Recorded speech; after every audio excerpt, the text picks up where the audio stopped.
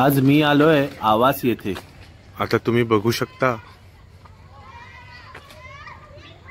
हा असा छोटासा निमुळता रस्ता तलावाकडे जातोय।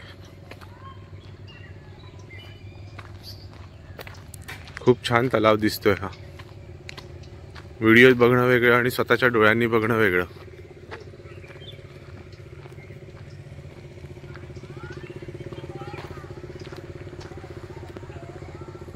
सकाळ सकाळी मजा येते फिरायला। हा तलाव बघा।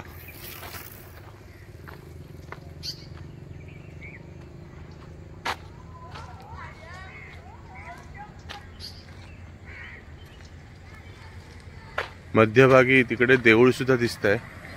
आता मी जाणार आहे आणि बघणार आहे की हे कोणतं देऊळ आहे। चला तर मग आपण देवळाकडे जाऊया।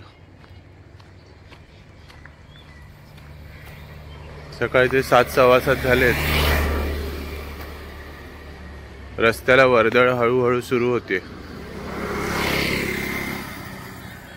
तुम्ही बघू शकता की रस्त्याला वर्दळ आहे आणि मी हे सुंदर मंदिर बघण्यासाठी जातोय।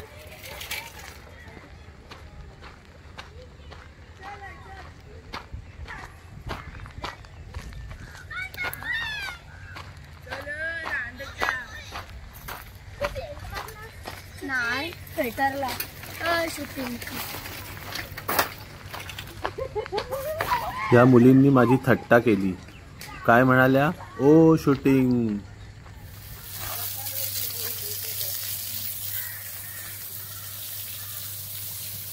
काय नाव आहे याचं? वशा। आणि किती वय असेल? 6 वर्ष। चांगली उंची चांगली वाढली।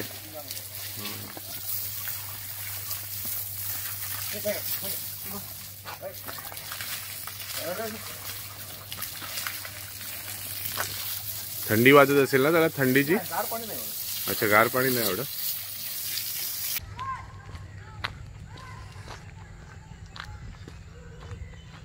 सकाळी वॉक घेताना इतकं मजा येते ना की अगदी झोप सुद्धा अगदी मस्त पूर्ण झाली। सकाळचे 6 कधी वाजले 7 कधी वाजले कळलं नाही।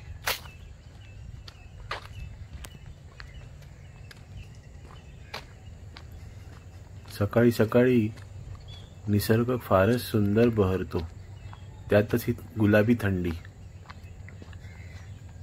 हा बघा पार आहे एक आणि हे मंदिर।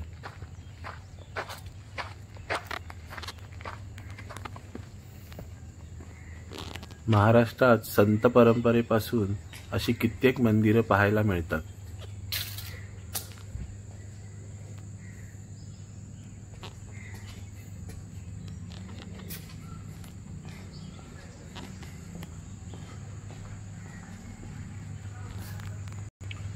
मंदिर तुम्ही बघू शकता बंद आहे।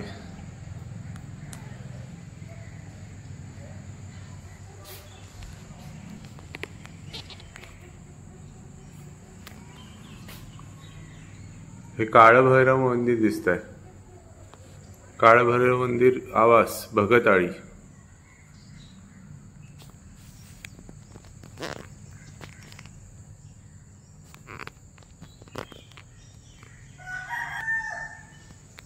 आणि हा माझ्या पाठीमागे सुंदर मंदिराचा तलाव।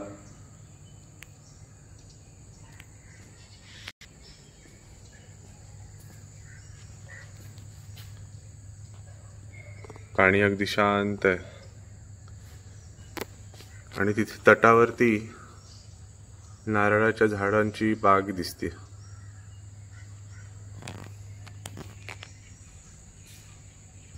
हा छोटासा प्रयत्न केलाय व्लॉग करायचा। तुम्हाला कसा आवडला व्लॉग मला नक्की जरूर कळवा। डिस्क्रिप्शन बॉक्समध्ये कमेंट करून पाठवा। आणि हो, व्लॉग जर आवडला असेल तर लाईक, शेअर आणि सबस्क्राईब नक्की करा। कारण काय होतं, सबस्क्राईब केल्यानंतर आमचे व्ह्यूअर्स वाढतात आणि तुम्हाला सुद्धा काही नवीन ब्लॉगची माहिती हवी असली तर ती नोटिफिकेशनद्वारे कळते. ब्लॉग इथेच संपवतो. खूप खूप धन्यवाद.